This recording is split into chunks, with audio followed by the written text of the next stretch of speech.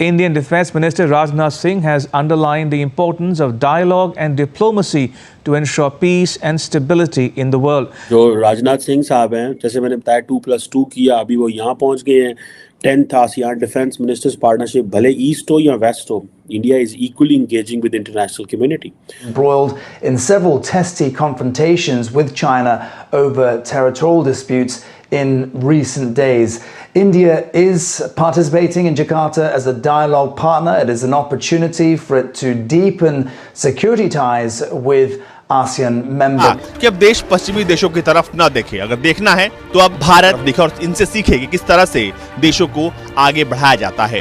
50 से 60 साल तक अब हमने देख लिया, लेकिन अब हम उनकी तरफ नहीं देखेंगे। देख रहा था कि भारत के जो डिफेंस मिनिस्टर हैं राजनाथ सिंह साहब, वो पहुंचे हुए हैं इंडोनेशिया, जो कि 10th ASEAN defence ministers conference. मैं देखना चाहता हूं कि पाकिस्तान का किसी जगह पे भी कोई डिफेंस कोऑपरेशन है मल्टीलैटरल लेवल। साउथ की आवाज है ना, global south, the voice of global south, ये बनना कोई इतना आसान नहीं है। इसकी वजह यह है कि ये कोई एक कंट्री सिर्फ नहीं चाहता कि वो ग्लोबल साउथ की आवाज बने। इसमें इंडिया तो ग्लोबल साउथ की आवाज कहता ही है कि वो है, लेकिन चाइना की भी ये एक रेस है खास। और इसके डायलॉग पार्टनर्स में इंडिया तो है ही है, US, China, Russia, Japan, south Korea, Australia, नहीं पूरी दुनिया है पाकिस्तान को निकाल के। ऐसा कि हमने पहले भी कई दफा ये बात की कि अफ्रीका में जो है, जहां चाइना की काफी पहले से बहुत प्रेजेंस है, वहीं पर इंडिया ने बाद में जाकर जो अपनी बड़ी जबरदस्त प्रेजेंस जो एक शो की और अपना वहां पे जो है एक नाम और काम बना लिया। जय हिंद दोस्तों, भारत के लिए एक बहुत ही बड़ी खुशखबरी है इंडोनेशिया को लेकर के, क्योंकि इंडोनेशिया में जो है अपने गृह मंत्री श्री राजनाथ सिंह जो है पहुंचे। उनका भव्य स्वागत हुआ, वहां पर बहुत ही बड़ा स्वागत हुआ, उनका अभिनंदन किया गया। इंडोनेशिया जो है 80% जो है मुस्लिम कंट्री देश है, लेकिन तब भी राजनाथ सिंह का इतना बढ़िया स्वागत किया गया और इतना बढ़िया वहाँ उसका आदर सत्कार किया, देख करके पूरे पाकिस्तान को लोग जो है वो चीख उठे। आपको बता दो कि इंडोनेशिया के डिफेंस मिनिस्टर जो है प्रभो साहब ने एक बहुत ही बड़ा स्टेटमेंट दिया है इंडिया को लेकर के। उन्होंने कहा है कि ना आपको चाइना के देखने की ज़रूरत है, ना यूएसए को देखने की ज़रूरत है, ना ही किसी और कंट्री को देखने की ज़रूरत है, क्योंकि ये सभी सारी कंट्री जो है अपने बारे में ही केवल सोचती है।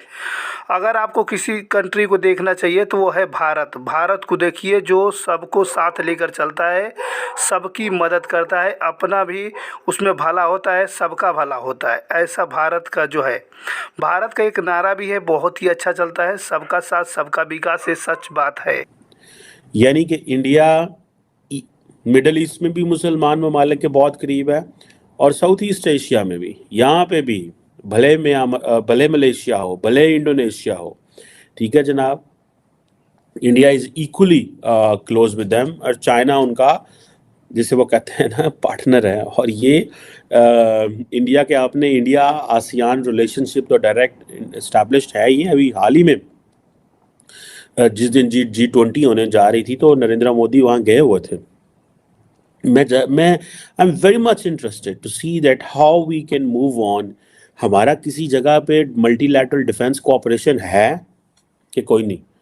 पहुँचो इको जगह पे हम जाते हैं, सेंट्रल एशिया पहुँच जाते हैं, वहाँ पे कहते हैं जनाब वो हो रहा है गल्ला मिलते सुनने जो मिलती हैं, मुझे नहीं पता ये क्या हो रहा है।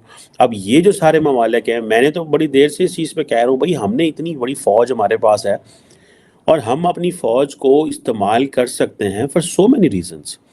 इट्स नॉट जस्ट कि हमने टीटीपी से लड़ना है। हमारी फ़ौज टीटीपी के लड़ने के लिए नहीं है। हमारी फ़ौज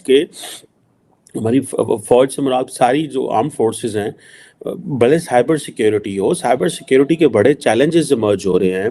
पीस कीपिंग ऑपरेशन में पाकिस्तान फ़ौज ने बड़ा काम किया है, काउंटर टेररिज्म में।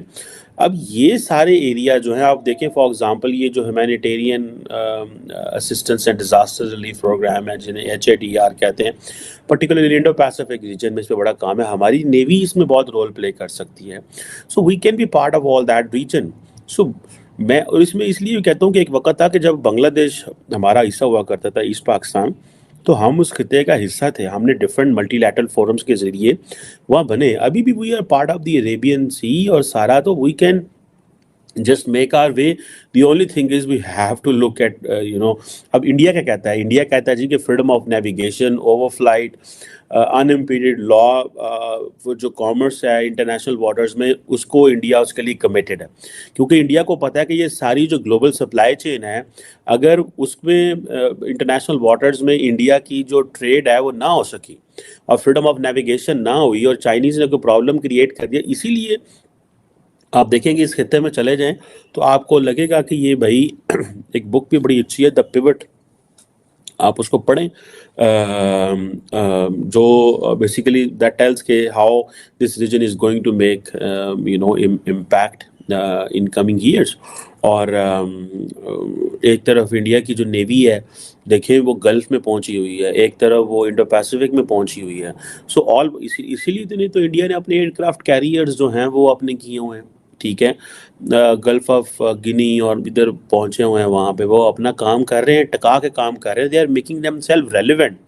उन्होंने भाई अपने आप को रेलिवेंट कर लिया, और यही वजह है कि इंडिया इज एक्टिंग ईस्ट समंदरों में, ठीक है जी। और अपना जो नेवल कोऑपरेशन है वो आसियान के साथ उन्होंने बड़े अच्छे से बनाया है, और स्ट्रेटेजिक फुटप्रिंट वो साउथ ईस्ट एशिया में चाहते हैं, और वो जिसे कहते हैं ना बड़े स्लो स्टेप्स लिए हैं। और मैं समझता हूँ ये खूबसूरती होती है कि irrespective of which government is this, Pakistan China पे दबाव डाल सकता था, पाकिस्तान चाइना पे दबाव नहीं चले, चाइना से रिक्वेस्ट कर सकता था कि भाई हमें भी शामिल कीजिए। प्रॉब्लम ये है कि आप 1.5 ईंट की मस्जिद बनाकर अलग नहीं रह सकते। और अब ये तमाम कंट्रीज जो हैं, अगर एक कंट्री उनकी आवाज बन रहा है इंडिया, तो आपको इस चीज की जरूरत है कि आपका तो हमसाया, आप तो हाथ बढ़ा के जो है वो सब कुछ कर सकते हैं और ले सकते हैं। लेकिन अगर फिर भी सिर्फ एक वही जो हमेशा से जो एक वो क्या कहना चाहिए उसको, जहालत है, उसी बिना पर वही सोच जो है, जाहिलाना सोच, अभी भी अगर अपनी सोच नहीं बदली जाएगी और वैसे ही आप पीछे खड़े रहेंगे और दहशतगर्दी से ही निमट रहे होंगे, हमले ही रोक रहे होंगे, IMF से ही सेशंस चल रहे होंगे कि भाई और ये वाला कर्जा दे दें, तो फिर ये वाली जो समिट्स हैं इसमें तो दूर दूर का कोई वास्ता ही नहीं होगा आपको। ये और ऐसी कोई भी जो बड़ी बड़ी वहां पे मीटिंग्स होती रहती हैं। हालांकि पाकिस्तान बहुत अच्छे इस वक्त से जो है फायदा उठा सकता है। बहरहाल आगे बढ़ते हैं। इसमें यह है कि India and the global south emerging together for a better future, global south and one development। और इसमें अच्छा फिर फाइनेंसिंग पीपल जो है, सेंटरिंग डेवलपमेंट, बहुत सारी इसके अंदर हैं। Ministerial the health minister session will focus on solutions from the global south for one health. और फिर इसके अलावा जो इकोनॉमी का होगा सेशन, उसमें वन इकोनॉमी पे किया जाएगा। फिर यानी जितने भी डिपार्टमेंट ऑफ लाइफ है उन सबके सेशंस होंगे, तो उसमें यही रखा जाएगा कि एक ये जो दुनिया है ये एक है और ह्यूमैनिटी एक है, सब मिलकर कैसे चल सकते हैं। और खासतौर पे ये ग्लोबल साउथ की हम इस वक्त बात कर रहे हैं।